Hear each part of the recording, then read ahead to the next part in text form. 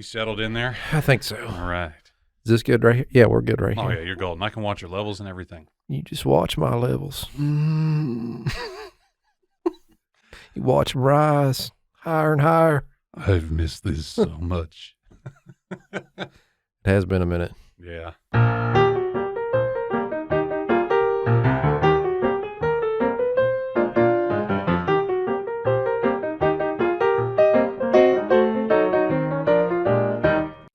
Well, hey guys, what's going on here?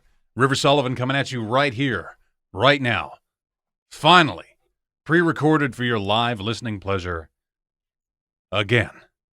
For another episode of Season 3 after the unforeseen break that we had to have here in another episode of This Evening Tonight. Where, yes, we have unfortunately had to be on a break in between the snow and all that, but mainly because the audio setup decided to take an absolute 2020, just turned into a big dumpster fire. Because a special shout out, I don't know if it's to Windows or to the Focusrite people, but all of my Focusrite Scarlett series equipment had a driver update and no longer would communicate with Windows 10.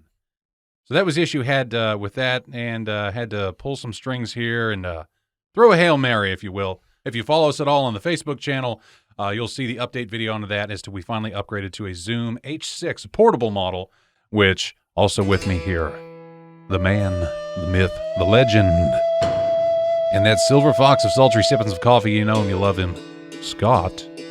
All right. Who is here. We've been talking about potentially moving the show outdoors, if you will, to the new Man Barn Cave Outdoor Center. Alternate podcasting location. Yeah, because eventually we're getting closer to actually starting to film these. Which that's scary. Yeah, we had to give it some time. Me and Scott have been hitting the gym. Want to make sure that we're looking good here for everyone. Special news for me. I'm finally down to 246 pounds, which was a long-ass journey coming from 320. And, oh, my God. All right. I broke through my wall. Finally got my lungs back from the COVID. It took 2 months because of COVID that I finally got my lungs back. And I was able to run again. And I was able to get my running on point to where, like, I broke my old record. Like, I ran a mile. The fastest mile I'd run, like, 16 or 17 years. Got it down to 8 minutes and 3 seconds. Had not seen a mile like that since I was, like, 19 or 20. I'm very happy for that. What was your time again? 8 minutes and 3 seconds. That's moving. And now I'm finally able to run 2 miles consecutively without stopping. My man. Fat kid being shit before you. I, on the other hand, have not lost any weight, but haven't gained any either. Another hand touches the beacon. I have been... I don't know why I said that. It felt right.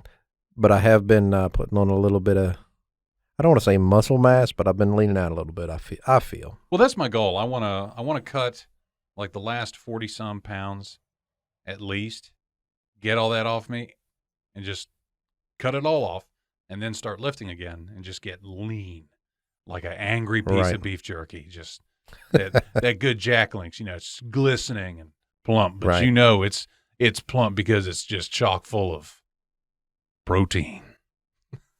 All right.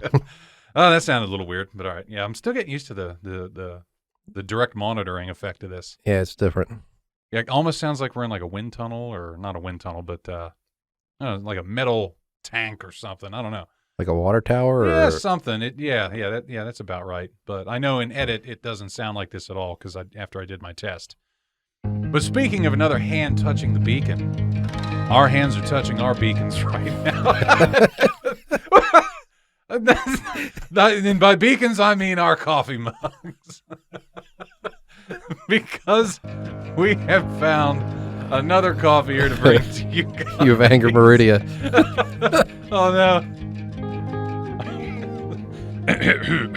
So this week's coffee was crafted by Oak and Bond Coffee Company. Out of where? I don't know. I found them, Drunk River found them on the internets, and I'd been eyeballing them anyway, like Sober River was eyeballing them too. But I got the bourbon barrel aged and then the Scotch one, which I already drank, not gonna lie, I already drank it and it was okay. But I've been saving this bourbon one because we have a history here on the show with the bourbon. So you've had a sip, and now I'm going to take my sip. I need another. It is very good.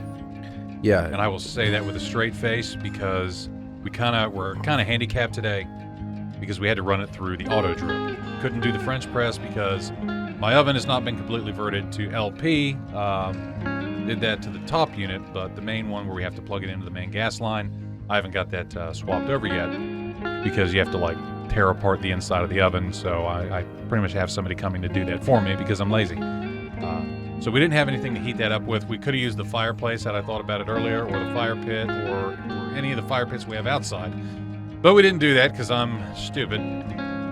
So we did it through the auto drip. And actually, even through auto drip, because it was freshly ground, because it's always done in these beans. Another shout out though to Oak and Bond is they shipped it to me in sealed 12-ounce aluminum cans. Like, it came with that little plastic cap here on the top. This was completely solid. It had a pull tab on it and everything. And it had like positive pressure to it. As soon as you popped it, beans kind of spilled out over the top. It was a really cool effect. Nice. It was almost like the hot chocolate bombs of coffee. All right. Why isn't that a thing? Coffee bombs. I can get on board with that. Yeah. Definitely. I mean, it would have to be instant coffee, but... I honestly forgot about the auto drip till you just saying it right now. Like, yeah. It's got a great flavor, even for being run through an auto drip. And another handicap today, I had to use tap water.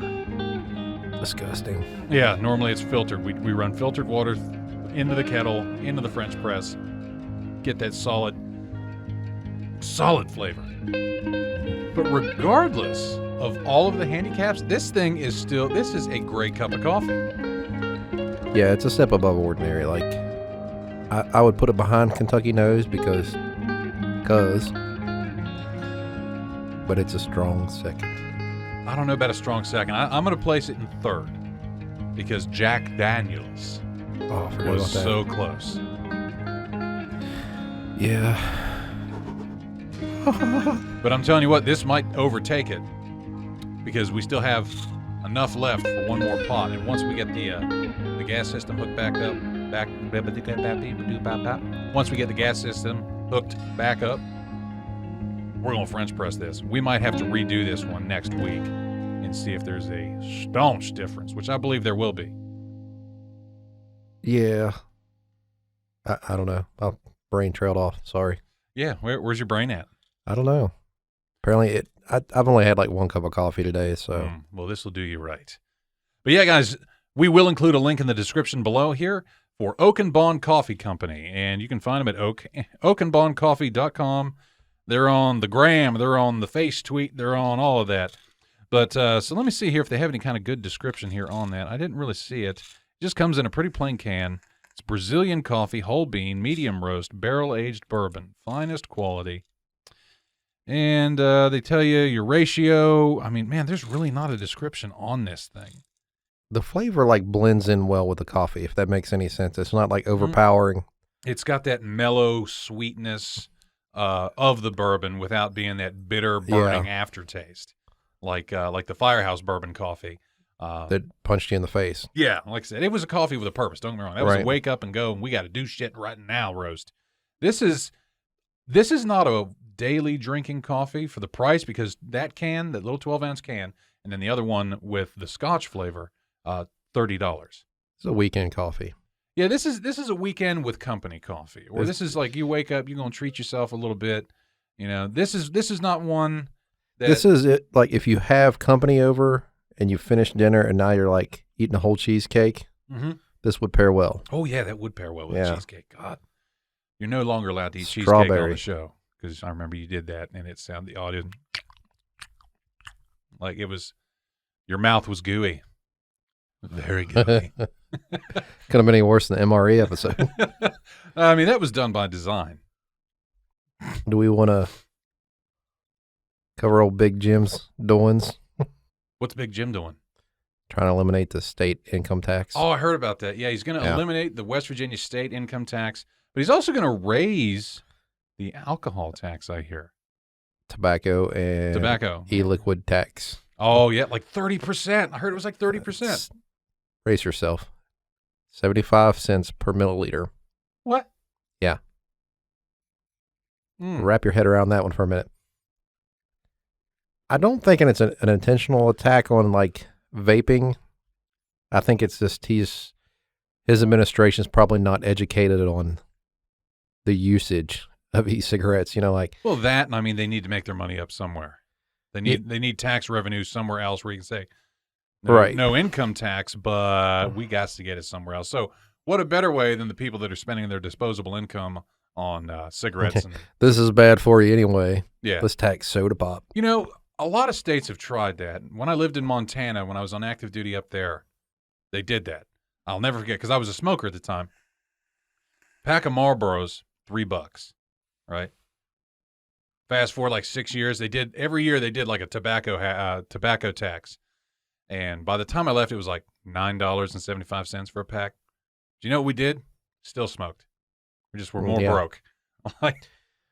That's the thing about it. And not that I'm arguing that any of these activities are healthy, but there's always going to be that certain percentage of the population that's not going to stop. Yeah. So if you put a steep tax on e-cigarettes like that, people are just going to start smoking cigarettes again, which I don't think I will. I probably won't either, but because we're both at the point now. When I'm around cigarette smoke right now, it's just like, oh God, like the smell is terrible. The taste is even worse. And I know the effects on my lungs. It's nasty. And like, I used to think people were really just being snooty when they said that it smelled disgusting. But it smelled like an ashtray. No, yeah, it really does. It really does. You just don't smell it. I'm all in favor of dropping the income tax, but let's have a fair. Where am I going with this? There needs to be a. Quit blaming the smokers. Yeah, I don't know. Like there needs to be a better way of doing it. You can't put the tax woes for the state on the backs of the smoking people, because you know what? Our lungs aren't that good. Well, in all reality, like, I don't know where I'm going with this. I don't know where you're going either. You're really you're dropping the income tax, but you're still taxing the poor, because like that's mainly lower income people that have habits like that. Like, so you're really, who's benefiting from this? Well, we definitely know it's not going towards the road system.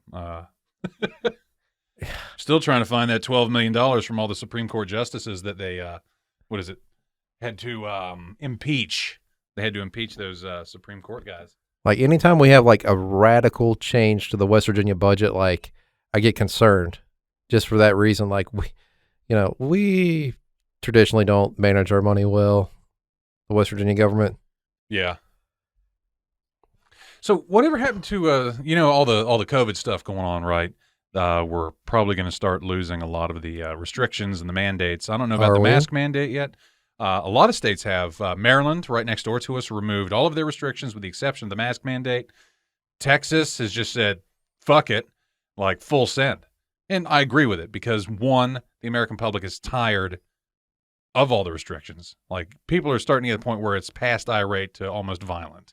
And you can look that up anywhere on YouTube, usually Twitter, also known as the short bus of the internet. I recently heard that term.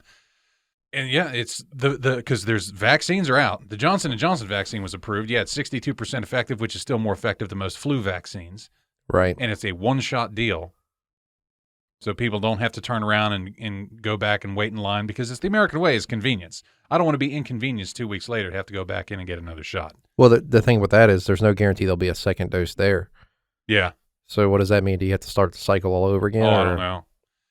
Yeah, I don't even want to think about that. But see, I question things like that. Like, I was looking at the numbers. It was probably a week ago. I was looking at the news, and the headline was something like the COVID numbers in state had hit like a 4-month low. Like, it hadn't been this way since like pre-Thanksgiving, the numbers of active cases. Mm-hmm. And like, naturally you want to think that's because of the vaccine, right? Yeah.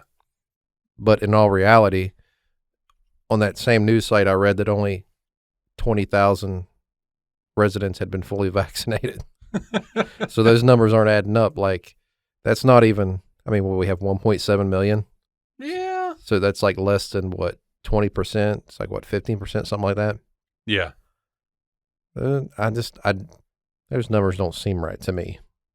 So what's the latest and greatest on the mutant strands? They're supposed to be highly contagious. Well, I mean, there's the UK strand that came out, and there was one, in West Virginia. I believe it was in WVU. But that's all I've heard about it. But as far as everybody's telling me and everything that I've been able to read and research on it is that the fact is it doesn't matter is the strain because the vaccine apparently still works against it. All right. I don't feel like we're out of the woods yet. Like, I feel there's more to come. Like, I feel like, I don't know what I feel like. You feel I feel 2020 is not done, if that makes any sense. What did somebody say? This was like December 112th or something, 2020. Right. Just keep adding the months into December. Because I feel that, like, the vaccine is going to become more of a hot button issue, mm-hmm. For people that are opting out of it. Well, I mean, here's the thing. Like, I'm in no huge rush to get it because I've already had it and I have the natural immunity. And yeah, but will that matter? I just come at me, bro. Like, my brain is just not working today. Yeah, I mean, like, I don't know what's going on with you. You got a case of the rivers. The old noggin will not connect with the mouth. The brain fog, brain damage. Like, you already see people calling for the government to take action against those who have not or are refusing the vaccine, or at least some way to identify them, restricting their travel and all that. Like, I think we're going to get into dangerous territory. Like, what do you mean dangerous territory? Like losing your rights territory. What do you mean? Go on. Oh, God, man. Come on, let's throw on this tin I don't got a fully functional brain today. Come on. I got a pneumonia inhaler. You want to hit one of them? Wake you up. Those remove the brain fog. I feel like in this political climate and the way our country is so divided, like it's like a recipe for disaster. We're already angry about everything. I don't think it's we all are. Like, it's more and more evident and prevalent in society that the turds on whatever side of the aisle you want to be on are the loudest, squeakiest wheels. All right, and those are the ones that are always getting the cameras pointed at them, doing all sorts of dumb shit and making one side look bad and the other side look bad and this and that. I'm over it because I have full faith in humanity, and here's why. I'm going to take you on a journey. Me and the old lady met our guardian angel the other day. Angels are real. We have evidence. Our angel's name is Doug. We went to Lowe's to replace our oven because guess what? All the appliances are old. And the oven shat the bed. So we kind of had to save up a little bit, wait a little bit of time. She said, all right, let's go get this oven. I said, hell yes. Cleaned out the back of the Renegade, put the seats down.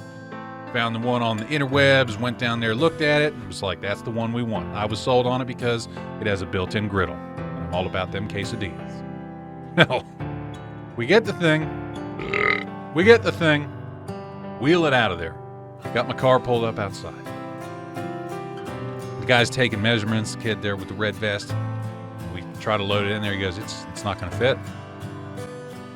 And it was as soon as he finished saying that sentence, I looked behind me, and through this misty plume, this cloud of like Pall Mall cigarette smoke, emerged like a 4'6" man with a wispy white beard, had a MAGA hat on, chain smoking them Pall Malls. And he's like, where you live? And we told him, he said, fuck it, throw it in the truck. I'll follow you up there. My man. I was like, what? I looked at him, and then I looked at the kid that was working there. He said, that's Doug. He's one of our regulars. I said, Doug, good people? First of all, I come here like every week for shit. What does it take to be a regular? Apparently Doug just hangs out. And I was like, okay. So we load the thing in the back of the truck. He follows us, and he's got this old like Dodge Ram, and it's beat to shit. Our oven is being held in place by like 14 bags of topsoil. Like, you do anything with topsoil with the plane? He's like, the only answer I got out of Doug. But we're watching him in the rear view, and I'm laughing the whole time because he's just chain smoking the whole way. It's like a There's like a big, like a steam engine. Like, Used to be that guy. Like he's just like as soon as he can light up another one before the old one died, and then throw its husk outside on the highway. And he followed us down there, and I was just like, holy shit! Like in our time of need, Doug showed up and saved the day. And what I thought was kind of funny. The old lady, she's very liberal, and I looked at her. I said, "Look, they're not, those red hat guys. They're not all bad." And she's like, "I didn't say anything. I never said that." I said, "Your face told a different story," because she just was like, I said, "Maybe it's just the disbelief," because I was in blatant disbelief that just some random dude, in all of the spirit of 2020 that is carried on into 2021, where it seems like because of social media, everybody's an asshole now. Yeah, we were proven wrong. That regardless of somebody's political affiliation, this and that, like, I mean, I did catch some judgment from Doug for not owning a truck because I told him I used to own one. He just kind of stared at me. It was like that disappointed dad look. And I don't know why, but I desperately want Doug's approval. Like, when I trade in old Pat, I'm getting a truck, and I'm going to go to Lowe's and find Doug. Be like, "Look, Doug, I did it." He'd be like, "Oh, it's a Ford. You should have got a Dodge or something." I will never please Doug. Doug, if you ever listen to this, I wish for your approval, and also thank you so much for transporting that oven. But that oven, I don't know if you saw it. It's good God. it's nice. It's heavy. It's very, very heavy because we got it to the stairs and we're able to claw it up the stairs. And then when it was time to get it in the house, I was like, "This ain't happening," because Doug left me and it was just me and her. She's like, we need a dolly. I just went on my phone. I said, "All right, it's bought. Go to Lowe's and pick it up. I'm going to sit down here and cry." Because it was so heavy. And then, like, I have asked around, and apparently this is like a relatively new thing with ovens. They only sell like an electric oven or a gas oven. And by gas, it's built for natural gas. And we have propane, which you have to then convert it. Which we talked about that a little bit, but pretty much you had to open up every burner, which has a little brass like nipple thing, and you have to go in there with a socket wrench and undo it, and then get the ones in the it's called an LP conversion kit since we run liquid propane. You have to take the color-coded one that corresponds with the burner. Like each one is independently different, like in some fractional decimal point of some kind of scale of measurement. And have to go in there and line it up perfectly. And then torque it in there. Not too much, but not too little, because you might have gas leakage. Makes sense. So you want to know what I did with the first one? Threw it away. Nope. Dropped it inside the burner. Couldn't get it. So then before she had come back with the dolly, I sent her a picture of one of those spring the claw thing. I said, "I need one of these or we will not cook." She's like, "Why?" I said, "Please just get it." And everybody had one of those old claw things in a garage. I remember growing up. Never knew a really good reason for having one until that day. Because, my God, it was perfect. It even has a light on it. Like you push it, it's illuminated. It's like, oh, that's great. The subtle little things that make me happy as a homeowner. And also let me know, because of people like Doug, that we're not all bad out there. There's good people out there. Don't take people like, you know what? I saw the guy with the hat. I saw Doug's hat, and I was like, man, I'm waiting for it. I'm waiting for the right-wing extremism to come out. And it never did. He was just a dude with a hat supporting his political person. People are people. He was just being a people. He was being a good people that day. I'm really enjoying this coffee, though. It is quite nice. Man, hats off to Oakenbaum. I'm going to have to buy more of that, though, so you can try the Scotch version. They also have a Cabernet Sauvignon. Wine-flavored coffee? Yeah, a wine-flavored coffee. I mean, I'll try it, but they don't sound good at all. It does not sound good. Yeah. They also have a rye whiskey one, which I'm not mad at. But, yeah, we'll see how that goes. So, speaking of those things that come out of nowhere, like my angel Doug, let's talk about this week's trip into Duke Cannon country. All right. Because guess what's in just a few days? St. Paddy's Day. And what a better way to celebrate St. Paddy's Day with Duke Cannon's Shamrock Thick. You did it. Let me smell it. Limited edition Shamrock. Oh, we'll get there. Oh, Man, We'll don't get make me there. wait. It is a limited edition Shamrock Fix. Says frickin' wicked body wash, full of luck. Experience the pride of Dublin, packed with rich Gaelic lather. So it says here, the limited edition Limerick. There once was a body wash so watered down with an unbearable scent, smelled all over town. Grown men who once used it now simply refuse it, convinced it was meant for a clown. So before I hand this to you, this is what I want you to understand. This is the mintiest thing I've ever put on my body. All right. Keep it away from the booty hole, because felt like I smoked a Newport again. Have you ever had the Shamrock Shake from McDonald's? Yeah. I believe this smells exactly like it. So I'm going to pass that over to you. Yeah. You know, I didn't want to believe, but it does smell exactly like it. I was like, my God, it smells so... I almost want to eat it. Like, yeah, just get you some of that. Like, I can't even put my finger on what exactly makes it smell like the Shamrock Shake. It's like a smooth mint. It's like a sweet mint. It's not your typical body wash, like menthol smell. More like mint chocolate chip ice cream smell. Yeah. Yeah, just like the Shamrock Shake. Like, I don't use that. That's not like an everyday use for me. I actually... Just when you're feeling Irish? Well, since they say it's kind of limited, and I don't really like the minty stuff to put on my body. I shower predominantly in the evenings. Sometimes if I'm super tired and I just can't, make it in there, I was like, I'll just shower in the morning. That shit wakes you up. Like I'll rinse, wash my body with. It's like, whoo, zesty. Then I finish up washing my face, and that wakes you up. That is like ice cold water in your face. You're like, oh, yes, I am awake. I'm ready to do shit. But we will include a link in the description here below to the Facebook page where you guys can click on that and get yourself a 10% off coupon your order of Duke Cannon products. Those are limited 10 uses per code, and they're only good for 7 days. And those codes will now be available every Saturday to Saturday because that is our new upload schedule. Because, again, if you guys are on the Facey Space and check this out there, you'll know that the other job schedule has changed, affecting our days off to where we're recording now on Fridays, and then it'll be available the very next day on a Saturday. So you'll have something nice to enjoy your weekend with. Also, some news here for you guys on the show. Lay it on me. Well, it's news about you, Scott. Oh, it is? Because I know what's happening to me? You're not long for this world. You have another destination duty to your country coming up here soon. If you want to call it that. So how much longer do we have? When are you heading out? I got about 3 months. 3 months? Okay. Yeah. So we'll try to keep season 4 going for those next 3 months. All right. And so pretty much what I have to do is I'm going to have to start trying to find an interim co-host for the show. I mean, it doesn't have to be interim.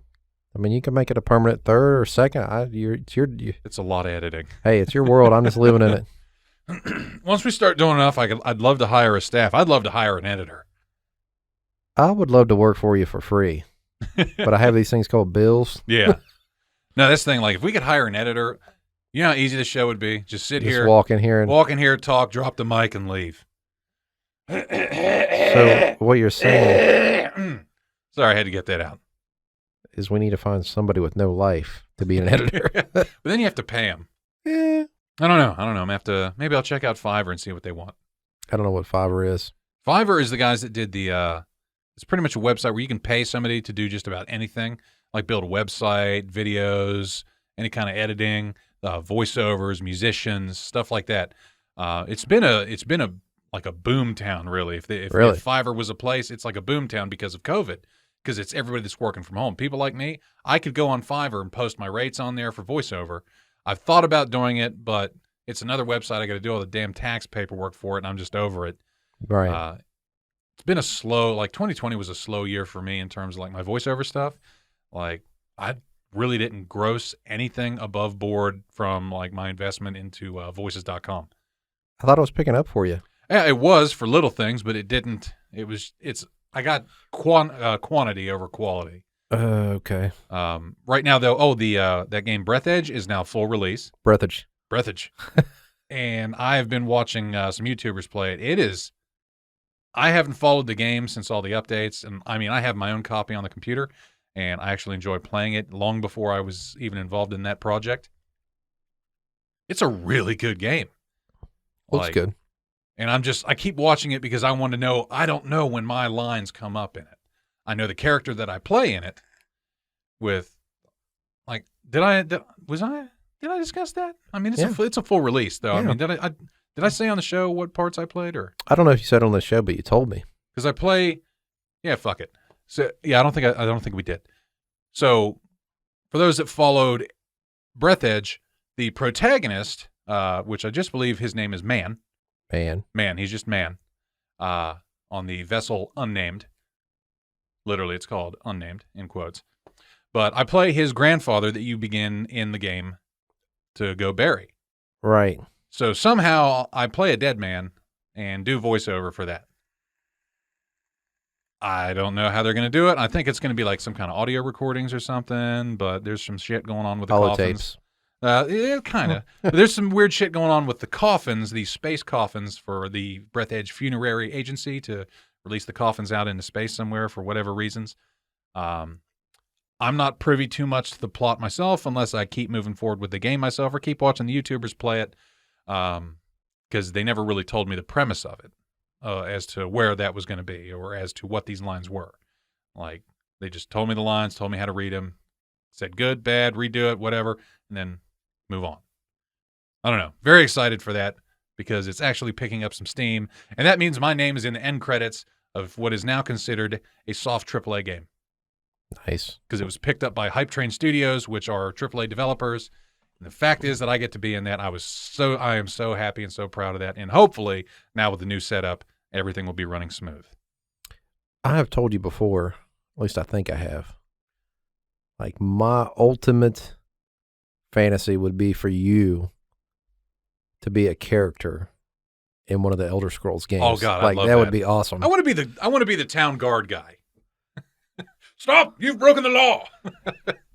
Good choice, but like I'm thinking more along the lines of like Grand Wizard. Oh, that was poor choice in words. I'm sorry. Grand Wizard. I like the hand motions you did there. Like I just Wizard. I just think back to our days of discussing Dawnbreaker. And, yeah. The thing. Behold, Dawnbreaker. I am the wielder of Dawnbreaker. Yeah. Oh yeah. Well, hopefully with this new setup, like the Zoom is going to be running predominantly the podcast, and I went back to the Scarlet Solo, that little tiny box back there that is such an analog old version of the Focusrite series. It should not fail. I just reinstalled the drivers for it, and Windows recognized it. So I'm going to test that out here because I have a story that I have to record for a distant noise. That's how this all got started when I realized something was wrong. Because I remember our last episode we did when the audio was crackling like a fireplace. That was it. That was pretty much death throes for the drivers. Like it was fizzling out. Like the hardware-wise, it's fine. Just the drivers were starting to not coalesce, and it's such a big system. Apparently, this computer barely has enough RAM. I have 24 gigs of RAM, but that requires at least 8 gigs of RAM just to run by itself. So when I'm running that and I'm running SoundForge and Sony Vegas on top of it, and then trying to render and edit and do everything all at once, I was overloading the system. The drivers just weren't cutting the mustard on it. This thing is going to require nothing. It doesn't even have a power supply for it.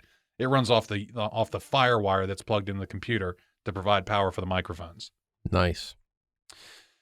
So going back is kind of a way of going forward, because I love that little brick. That little brick back there, that's what got me my first gigs. That's what I did audiobooks on. Like it's a little workhorse. Like I did a couple video games on it long before I got all the fanciness. Long before the studio, long before the Shure, long before the Audio Technicas, I was recording that shit on a Blue Yeti Snowball, which I still keep. You've seen it. It's like my little trophy piece. What do you think of the stimulus? Oh, we getting that stimmy. Now my plan is, because I had to do the CARES Act withdrawal of my TSP to pay for the roof because we needed it, because we were affected by COVID and I had COVID. I had to wait on a Form 8915E to file that to waive the penalty. but the tax amount that I held back, I think I miscalculated, so I'm probably going to end up owing like $1,000. So I'm going to take that $1,000 out of that stimulus to pay it, and then probably sock the other $400 in savings. Now, if I don't have to pay anything, if I actually get a refund this year, which would be super, my plan is I have a small signature loan that I've almost got paid off. I'll use that to pay it off, because the only reason I had that signature loan was to boost my credit, and now that I have 2 credit cards, good God, I'm used to my credit score going up 1 point a month. It jumped up 11 points because of credit cards. I was like, are you shitting me? Yeah, you see what the system is really designed for. Yeah, don't get me wrong. Like, the credit cards are great because I have my Lowe's card, which is used for Lowe's things. I have my Amazon card that I use for Amazon things. I know I can use it elsewhere for other stuff, but I don't. Like, my limits are low. Like, they're extremely low. Like, Lowe's is only like $400. I think Amazon's like $900. That's because I didn't have a credit card for over 17 years. Like, I got people's like, I got 35 grand on there. I said, I don't want that. They'll start bumping it up real quick. That's what I hear. But my every time I pay something, I wait for it to show up on the statement or whatever, or on the app and say, hey, you owe this, or you owe this minimum amount. I just pay the whole thing off and then call it good. From what I understand, credit-wise, that's good. That's very, very well not frowned upon. Like, they love it when you just pay the shit off, which I think is stupid because, like, I have a potential, like, debt to income ratio. Then there's your potential debt to income ratio that why does that move your credit so high when I've just had no bills, lived within my means? The only bills I have are the ones that I make for myself, like automotive, mortgage, insurance, cell phone, signature loan. I don't think anybody truly knows how it works. Like, I'm pretty sure the people that work there at the credit agency. Why is the grass green? Why does credit cards work the way they do? They just do. I oftentimes wonder, like, these people, these credit bureaus, like, if they even know how it runs. Probably just some AI program. Just you have pleased the program. You have pleased Skynet. Oh, I don't know. But, like, overall, like, what do you feel the stimulus was necessary? Well, here's the thing. I disagree with the stimulus on a couple of levels. One, I don't need it. I fall under the income level to receive it. But I've been fortunate to where, other than when I had COVID and was in quarantine, I got paid. I have a job. Right. Like, I get it. Like, I mean, there's some people who go, well, I mean, it is, we pay the taxes, so, might as well get my money's worth. Which, yeah, could I use that $1,400? Absolutely. Well, I mean, we put our stimulus checks combined, me and the old lady, we could replace our refrigerator that I've named Chitty Chitty Bang Bang because it sounds like a Disney car from 1920s, like, like in the middle of the night. It's getting ready to die. It sounded like what? All right. That Disney car. It's like, sure. But, yeah, we could use that. Do we need it? No. Can we use it? Yes. Like, I'm not against it in principle. But here we go. Down the line. I'm sorry, not to cut you off, but you asked me that. That's where I was going. Down the line, where's that money coming from? It's going to be bled from people like us, the working Joes. It's going to increase our taxes.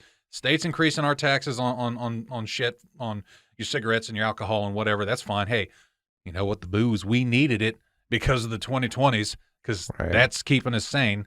Secondly, on the federal level, your kids are going to be paying for it. Your kids are probably going to be paying for it because the mathematics on it, they said less than 9% of that almost $2 trillion stimulus deal was really a stimulus. The rest of it was earmarked spending for other bullshit, other programs and infrastructure, like a lot of stuff. They said it's everybody that I could research on it it's pretty much a relief bill just in name. One senator, I want to say it was Lindsey Graham, the South Carolina guy, brought a bill to the floor that was like $850 billion, like a drop in the bucket. Wouldn't even consider it. And all that was just stimulus checks to Americans. Said, you want to provide the relief, you want to do a stimulus, this is a pure and simple stimulus bill. It didn't even make it past introduction. Nobody would second it, nothing.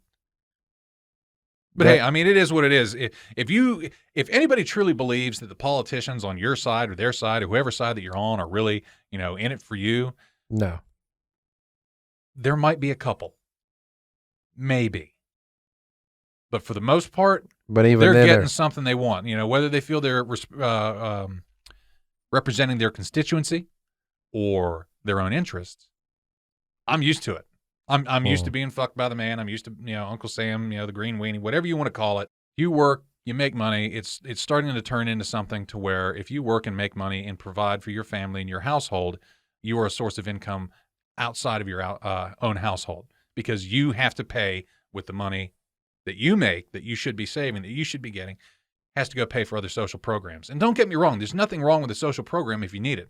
Unemployment, disability, welfare, I truly believe in those programs. I believe that they are designed for when Americans are down on their luck, that's something that's needed. That is something that you lost your job. Here, man, we'll give you something, so you can buy groceries, so you can put some gas in your car and get out there and try to find another job.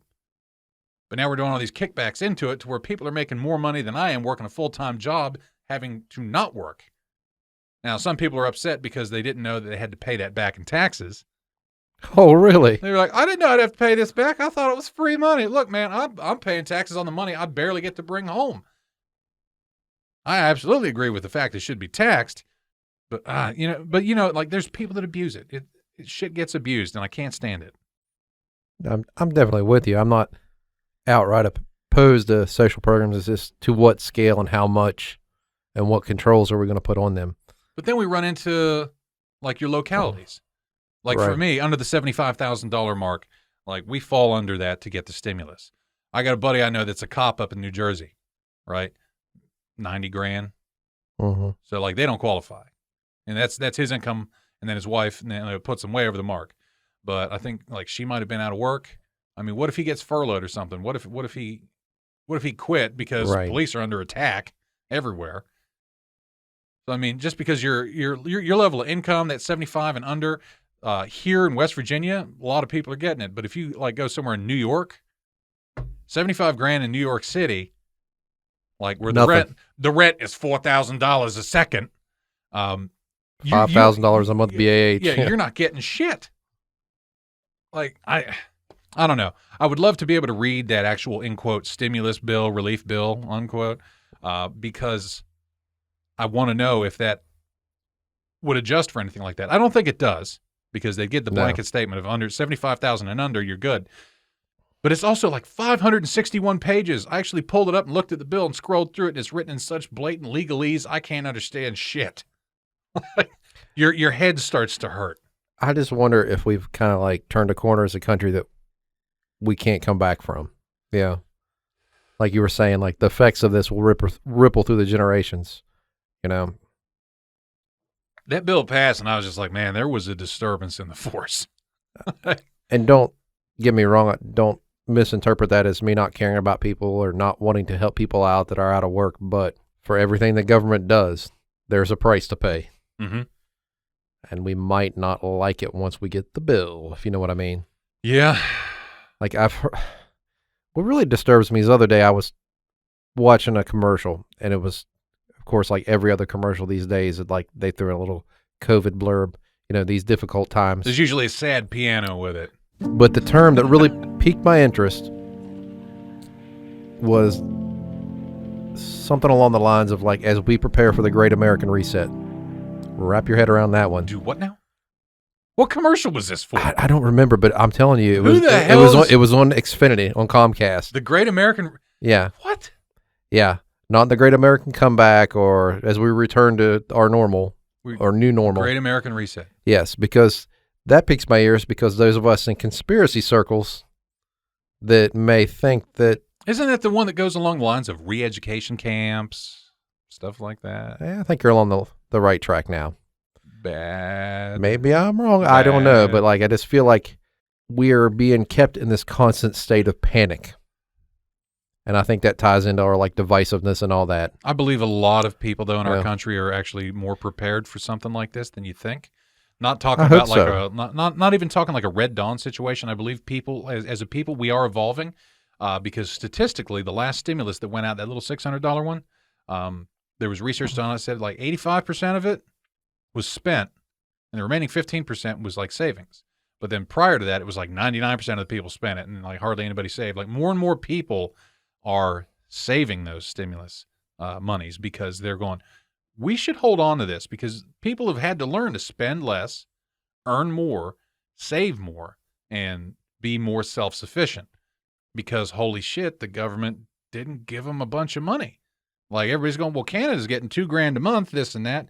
You know, America's like, here, there's $600, and before that was $1,200. Survive. Good luck. Like, that $1,200 was stretched out for a year. $1,200 to survive on. I never thought of it that way. That could be a silver lining. Remember, silver lining. Nice We're solid silver, humanists here, and I'm always looking for that silver lining. Like, yeah, we can look the big government spending in the eye and be like, you're bad, but then you have to look for that.